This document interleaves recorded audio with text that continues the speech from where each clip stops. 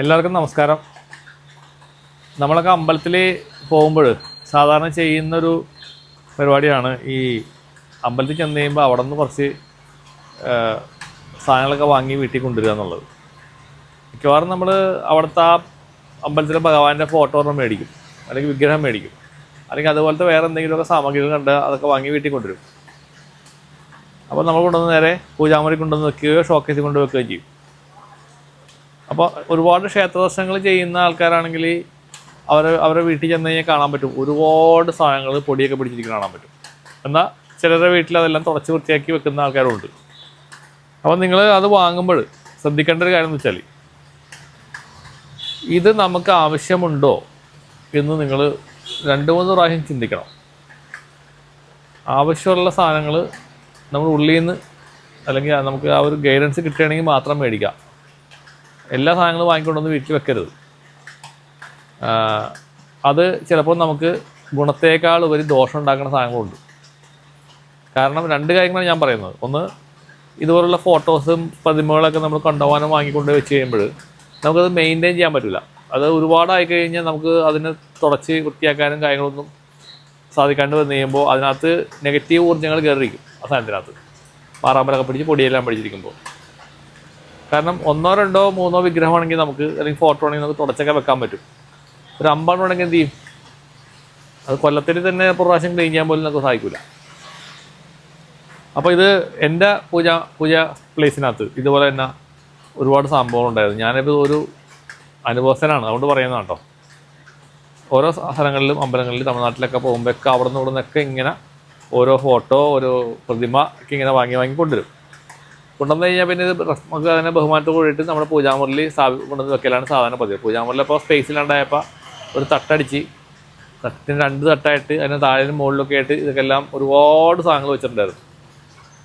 അപ്പോൾ അത് പക്ഷേ എനിക്കൊരു ഇൻട്രസ്റ്റ് ഉള്ളതുകൊണ്ട് ഞാൻ ഇതിനൊക്കെ നന്നായിട്ട് മെയിൻറ്റെയിൻ ചെയ്യുമായിരുന്നു. ഇടയ്ക്കിടയ്ക്ക് ആഴ്ചയിൽ ഒരു ദിവസമൊക്കെ തുടച്ച് ഒക്കെ പൊടിയൊക്കെ തുടച്ച് ക്ലീൻ ചെയ്ത് ആ 1 മണിക്കൂർ കൂടുതൽ വേണം അത് ചെയ്യാനായിട്ട്.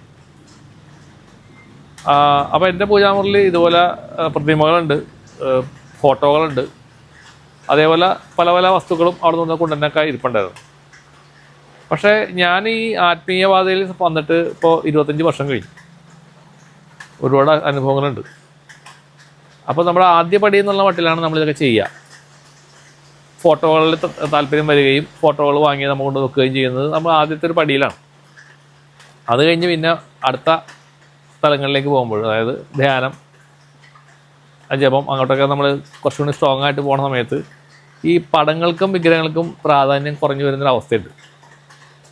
അത് അങ്ങോട്ട് എത്തുമ്പോഴേ നമുക്ക് മനസ്സിലാവുള്ളൂ കേട്ടോ. അല്ലെങ്കിൽ നമുക്കൊരു പ്രതിമ അല്ലെങ്കിൽ പടം എന്നൊക്കെ പറഞ്ഞു കഴിഞ്ഞാൽ ഒരു പ്രത്യേക കൗതുകമാണ്. ഇപ്പോഴും എനിക്കതുണ്ട്. ഞാനൊരു പ്രതിമ കണ്ടു കഴിഞ്ഞാൽ ഞാൻ നോക്കിയേക്കും. എനിക്ക് ഭയങ്കര ഇഷ്ടമാണ്. ഇപ്പോഴും അതൊക്കെ കാണുന്നത് നമുക്കൊരു കൗതുകമാണ്.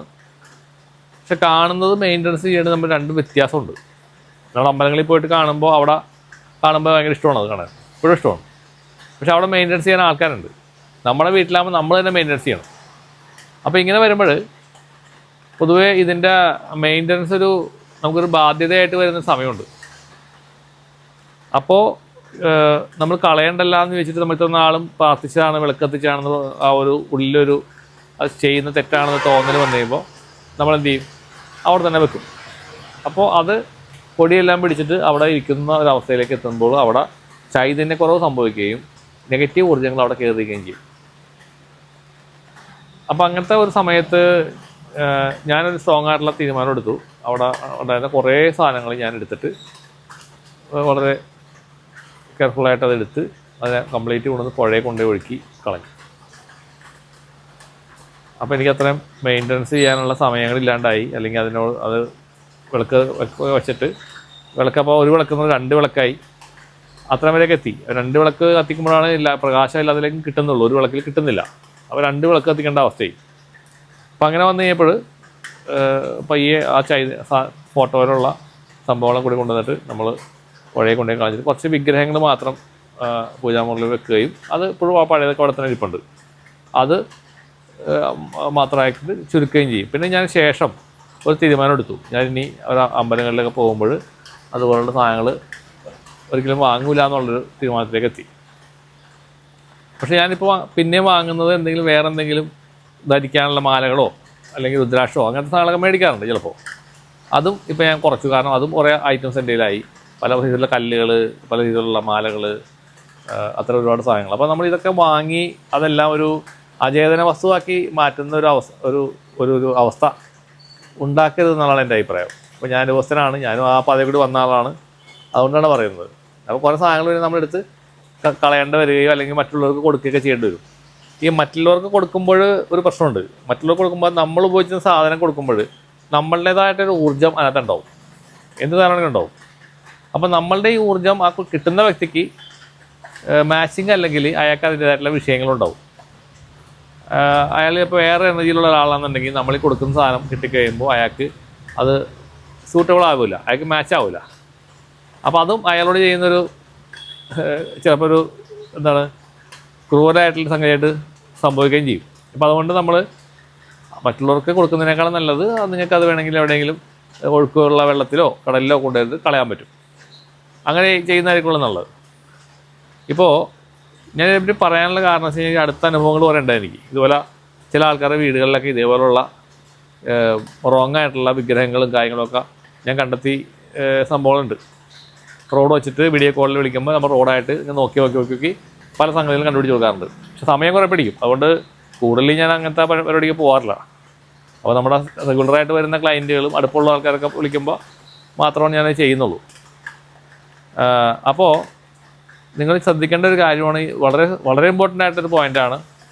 മെയിൻ്റനൻസ് ചെയ്യാൻ പറ്റണില്ലെങ്കിൽ ഇത്തരം കാര്യങ്ങൾ നിങ്ങൾ ഒഴിവാക്കുക. ഇപ്പോൾ പ്രതിമ വെച്ചില്ലെങ്കിലും ഫോട്ടോ വെച്ചിട്ടില്ലെങ്കിലും നിങ്ങൾക്ക് ധ്യാനം ചെയ്ത ഭഗവാനെ കാണാം, അല്ലെങ്കിൽ ദേവിയെ കാണാം, ഗണപതിനെ കാണാം. നിങ്ങൾ ശ്രമിച്ചാൽ അത് ഉറപ്പായിട്ട് നിങ്ങൾക്ക് കാണാൻ പറ്റും. അപ്പോൾ അതാണോ വേണ്ടത്, അല്ലെങ്കിൽ ഒരു പ്രതിമയിലേക്ക് മാത്രം ഫോക്കസ് ചെയ്ത് ഒരു പരിമിതമായ രീതിയിൽ ഇരിക്കുകയാണോ നമ്മൾ വേണ്ടതെന്നുള്ളത് നിങ്ങൾ ആലോചിച്ച് നോക്കാം. പ്രധാനപ്പെട്ട നിങ്ങൾക്ക് ഇഷ്ടമുള്ള ഒരു ദൈവത്തിൻ്റെ ഫോട്ടോ, കൃഷ്ണനാണെങ്കിൽ കൃഷ്ണൻ, അല്ലെങ്കിൽ ദേവിയാണെങ്കിൽ ദേവി, അത്രയും ഒരു 1, 2, 3 സാധനങ്ങൾ മാത്രം, അല്ലെങ്കിൽ ഒരു കൂടിപ്പോയി 5 എണ്ണം അതിലേക്ക് ചുരുക്കാൻ ശ്രമിക്കുക. പക്ഷേ കൂടുതലുണ്ട് നിങ്ങൾക്ക് ഒഴിവാക്കാൻ തോന്നുന്നില്ല എന്ന് മനസ്സുകൊണ്ട് നിങ്ങൾ ഇഷ്ടപ്പെടുന്നതാണെങ്കിൽ അവിടെ വെക്കുക, കളയണ്ട. കാരണം അത് വിഷമിച്ചിട്ട് കളയുമ്പോൾ അത് അത്രയും അങ്ങോട്ട് ഉഷാറാവില്ല, അതിലവിടെ വെക്കുക. അപ്പോൾ ഈ ഒരു വിഷയത്തിനകത്ത് ഇപ്പോൾ കുറച്ച് അനുഭവങ്ങൾ എനിക്ക് വന്നുകൊണ്ടാണ് ഞാൻ ഇങ്ങനെ വീഡിയോ ചെയ്യുന്നത്. അപ്പോൾ നിങ്ങൾക്ക് ഉപകാരപ്രദമാകും എന്ന് ഞാൻ വിചാരിക്കുന്നു.